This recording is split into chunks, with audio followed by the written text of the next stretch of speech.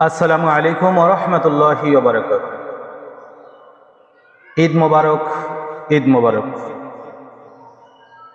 আল্লাহু আকবার, আল্লাহু আকবার, লা ইলাহা ইল্লাল্লাহু, আল্লাহু আকবার, আল্লাহু আকবার, ওয়ালিল্লাহিল হামদ।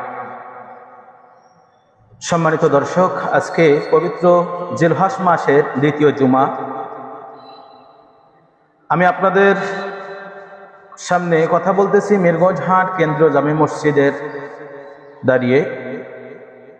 আজকে আলোচনা রাখবেন মিরগঞ্জ হাট কেন্দ্রীয় জামে মসজিদের খতিব হযরত মাওলানা আশিকুর রহমান আশরাফি, মিরগঞ্জ হাট কেন্দ্রীয় জামে মসজিদ। আজকে